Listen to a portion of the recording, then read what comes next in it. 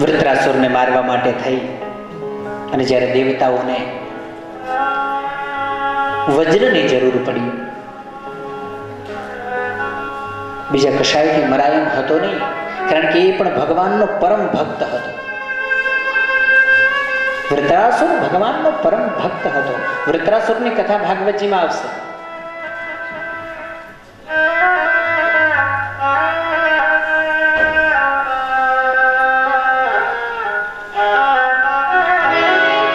વૃત્રાસુરને મારવા માટે જે વજ્રની જરૂર હતી ને, એ ભગવાને કહ્યું કે આ વજ્રને બનાવવા માટે થઈ અને નૈમિષારણ્યની અંદર તપશ્ચર્યા કરી રહેલા, જેનું ભજન પાકી ગયું છે, એવા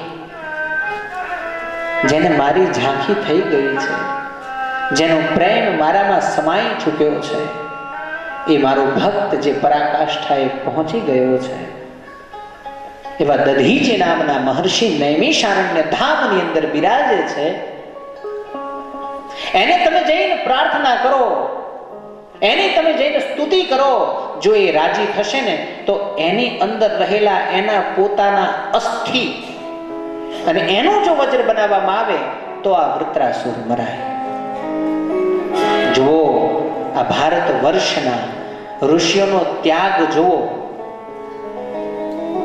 તમને કોઈ એમ કીધું હોય કે એક કામ કરો ને, તમારા પેની આંગળીના નખની જરૂર છે, આપી દો ને, લાવો ખેંચી નાખું સાણસીથી પકડથી, આપશો?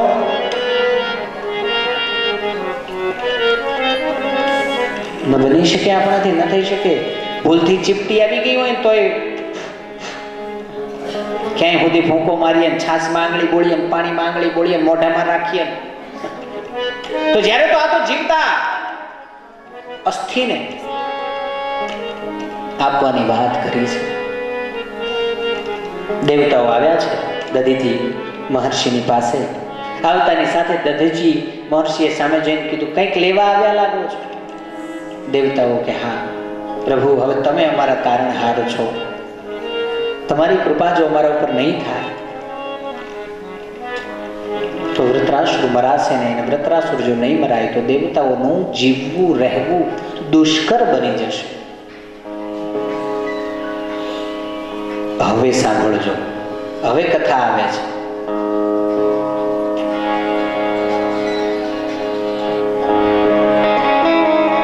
દધીચી મહર્ષિએ કહ્યું,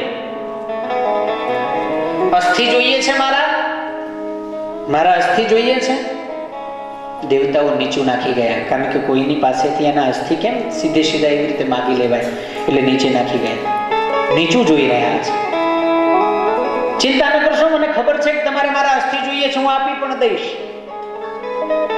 અસ્થિ આપું, પણ એક મારી શરત છે. જો ઋષિ ક્યારેય શરત કરે નહીં, અને એ શરત કરે તો એ શરત સાંભળવા જેવી હોય તો જ કરે. ઋષિ ક્યારેય શરત કરે નહીં, શરતોમાં બંધાય નહીં, એને જ ઋષિ કહેવાય. કારણ કે ઋષિ શબ્દનો અર્થ પણ એવો છે. ઋષિ એટલે રૂર ઉર્ધ્વમ ગચ્છતિ. રૂર ઉર્ધ્વમ ગચ્છતિ. રૂર એટલે જે બિલકુલ હલકું છે, જેની ગતિ નિત્ય ઉપર જનારી છે, એટલે પરમને મળવા માટે થઈને જેની ગતિ થઈ ચૂકી છે, એવો જે છે એનું નામ ઋષિ. શીહી પહોંચવું, રૂર શીહી જવું અને પહોંચવું, જે જવા માટે નીકળી ગયો છે પહોંચવાનો જ છે, એને ઋષિ કહેવાય. ધોળી દાઢી, ઉપર જટા, મોટી માળાઓ, આવા તો અમારા જેવા કેટલાય હોય, ઋષિ ન કહેવાય બધાને. દધીચી મહર્ષિએ કહી દીધું, એક શરત છે મારી, અસ્થિ આપી દઈશ.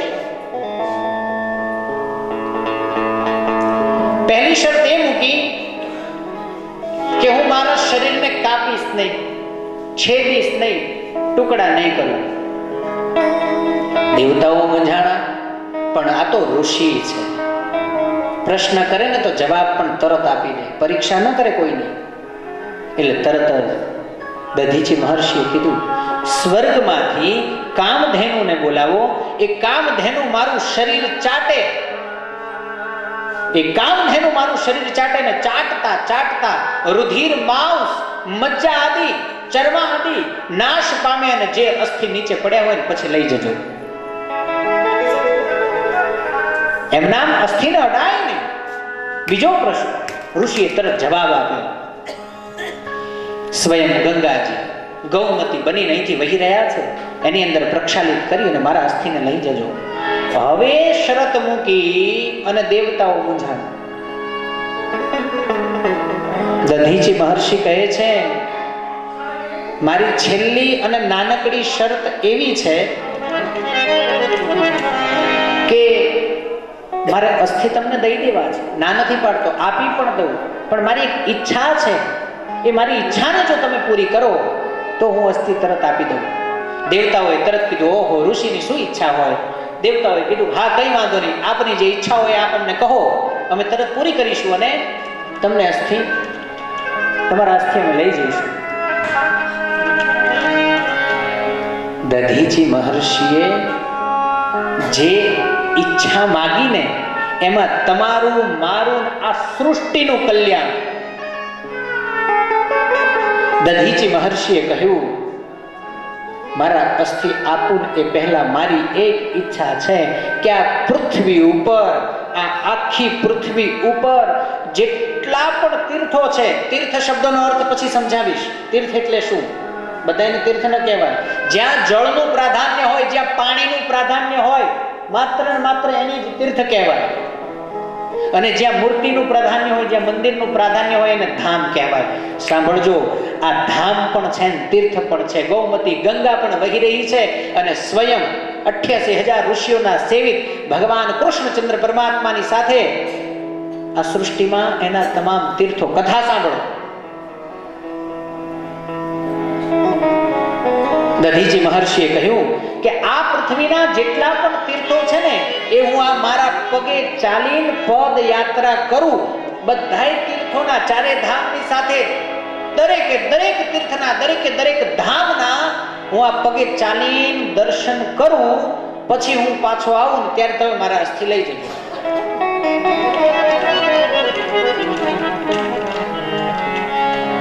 દેવતાઓ મૂંઝાણા, ભગવાનની સ્તુતિ કરી.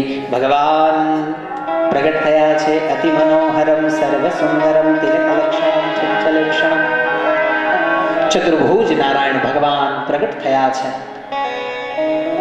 દધીચી ઉપર કૃપા કરવા માટે થઈને, મારા તમારા ઉપર કૃપા કરવા માટે થઈને, દેવતાઓ ઉપર કૃપા કરવા માટે થઈ અને ભગવાને બ્રહ્માંડના મધ્યની અંદર આંગળી મૂકી, હાથને ઊંચો કર્યો છે ઠાકોરજીએ,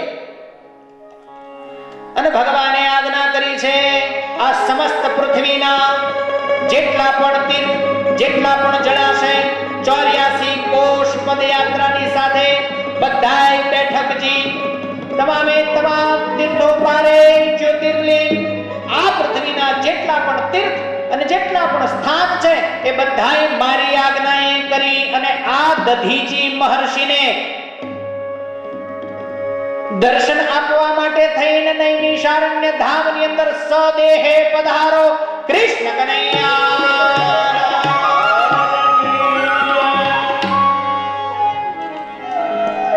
ક્યાંય જવાનું બાકી રહ્યું? બધાય તીર્થો સદેહે નૈમિષારણ્યમાં પધાર્યા. દધીજીએ દર્શન કર્યા. 5 મિનિટમાં કામ પૂરું. જે 5000 વર્ષોમાં કર્યું. કામધેનુનું આવાહન કર્યું. કામધેનુ આવી દધીચી મહર્ષિને ચાટવા લાગી. સમય જતા થોડાક જ સમયમાં માંસ મજ્જાદી નાશ પામ્યું.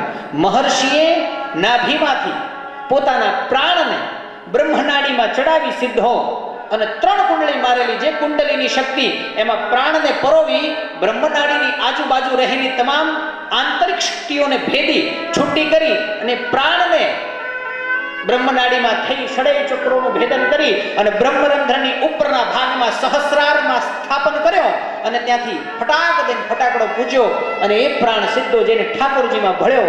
આ બાજુ દધીચીએ શરીર છોડ્યું. અસ્થિને દેવતાઓએ ગ્રહણ કર્યા, વજ્ર બનાવ્યું અને વૃત્રાસુરનો અંત આણ્યો છે. કૃષ્ણ કનૈયા લાલ.